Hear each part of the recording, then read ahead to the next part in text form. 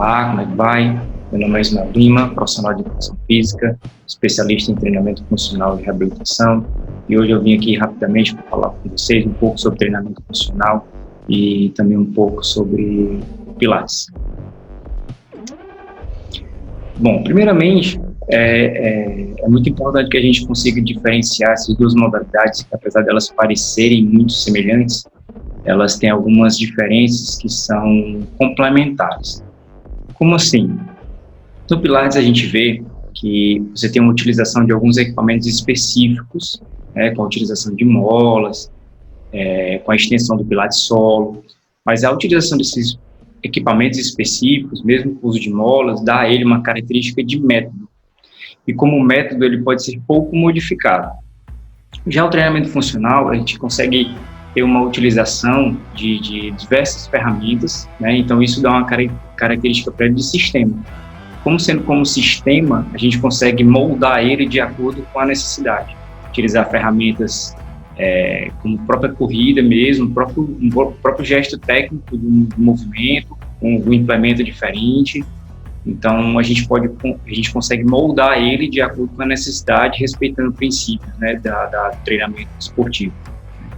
Então, basicamente, é isso que o Pilates em relação ao treinamento funcional tem de diferença. O Pilates, por ser um método, ele é pouco modificável, e o treinamento funcional, ele é bastante modificável, ele pode se moldar, independente do objetivo que a pessoa tenha, se é melhorar apenas a qualidade de vida, saúde, ou tratar de um problema, dor no joelho, nas costas, dor no ombro, mas também ele serve muito como agregador de performance. Então, principalmente, no Pilates, a gente vê que, como característica básica, isso está dentro dos conceitos e definições básicas do Pilates, o controle do movimento, padrões de movimento, flexibilidade, mobilidade, a força do core e a respiração. Esses são os principais pontos abordados dentro do método do Pilates em relação ao treinamento físico. Já no treinamento funcional, a gente tem algumas características que são bem iguais, bem semelhantes, como controle de movimento, flexibilidade, mobilidade, força do core, mas aí a gente entra em alguns pontos bem chave, bem específicos do treinamento esportivo, que é o trabalho de desenvolvimento de potência aeróbia, resistência anaeróbia, força e potência neuromuscular. Aqui a gente tem no Pilates também um pouco do equilíbrio, propriocepção. No treinamento funcional a gente tem, então não são apenas esses são alguns exemplos, e eu quis mostrar até onde o Pilates tem semelhança com o treinamento funcional e a partir de onde o treinamento funcional se diferencia muito do Pilates.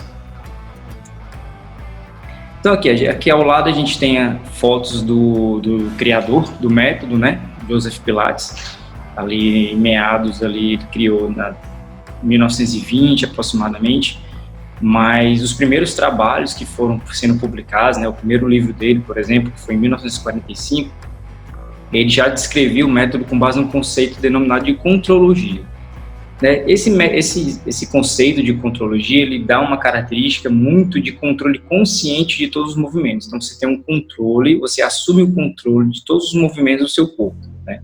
Aprende a acionar músculos, principalmente músculos do centro de força, do powerhouse, que ele chama, que é o core, é a união de quadril, músculos do quadril, músculos do abdômen internos, músculos externos, é associado isso à respiração, Mas justamente esse controle consciente demais do método é que diferencia ele bastante do treinamento funcional como a gente conhece hoje. Apesar da aplicabilidade do treinamento funcional, ela vem muito com a característica de circuito, com exercícios que englobam grandes grupos musculares, mas ele não para por aí. A ideia central do treinamento funcional é que a gente consiga fazer com que dentro de um gesto esportivo, o seu corpo, o seu sistema nervoso, ele assuma um controle mais inconsciente do movimento. E como sendo mais inconsciente do movimento, você consiga realizar gestos explosivos, gestos que têm uma demanda de força muito grande, sem a necessidade de você estar se preocupando em controlar o movimento de uma forma muito consciente. Então, dentro do treinamento funcional hoje, a gente prega pela essa qualidade, alcançar essa qualidade que é do controle inconsciente do movimento. Então, como a gente vê aqui, no treinamento funcional, a gente pode partir da análise uma análise cinemática do movimento, né, tentar identificar o que é que está acontecendo com o padrão do movimento que pode estar prejudicando a execução de movimentos fundamentais, movimentos básicos, e a implementação disso com cargas, né. Então a gente pode ir desde o resgate de um movimento, né, dentro do treinamento, com uma melhora de capacidades físicas e ganhos de performance atlética, né. No Pilates a gente jamais vai conseguir alcançar ganhos de performance atlética, porque não foi para isso que ele foi criado, né? O Pilates ele foi criado para tratar de pessoas que tinham voltado da guerra, pessoas amputadas, que estavam deitadas na cama do hospital durante muito tempo. Então começou a utilizar as molas das próprias camas do hospital para criar exercícios que pudessem fortalecer a musculatura e tornar os enfermos, né, mais ativos. Então a ideia sempre foi muito do resgate do movimento. Já no treinamento funcional, como a gente conhece hoje, a gente prega pela melhora das capacidades físicas e pelos ganhos de performance. E isso vem com o uso de diversas ferramentas. Para isso, a gente vai precisar ter controle sobre carga externa, carga interna. Nós vamos precisar ter controle sobre frequência cardíaca, controle sobre potência aeróbia, volume e intensidade, as interdependências de volume e intensidade. Então, já muda um pouco a linha de raciocínio. Aí eu trouxe aqui também um trabalho muito interessante publicado pelo professor Cauê La Scala, que ele define muito bem esses conceitos de treinamento funcional como a gente vê hoje. Então a gente vê aí como o treinamento foi relacionado a um conjunto de exercícios realizados por uma pessoa com uma intenção de melhorar uma habilidade ou capacidade específica. Então esse é o conceito que a maior parte dos autores pregam. Em relação ao funcional, ele está associado a uma função diária, que é realizada na tentativa de satisfazer uma função e atingir uma meta prática.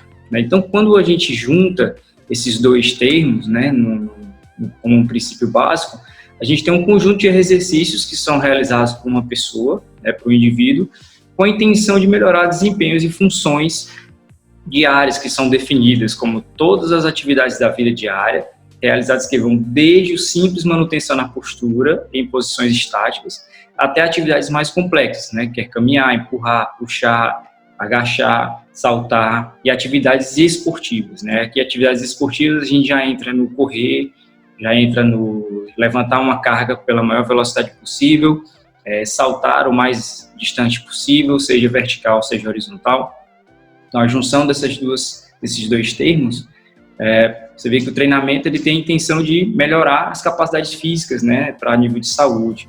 Quando você entra no funcional, ele também está atrelado à saúde, mas ele também se liga muito com performance. E aí, dentro desse trabalho, ele também dá aqui esse esquema, né, que ele chega na conclusão de que a funcionalidade, ela resulta da eficiência de um sistema integrado.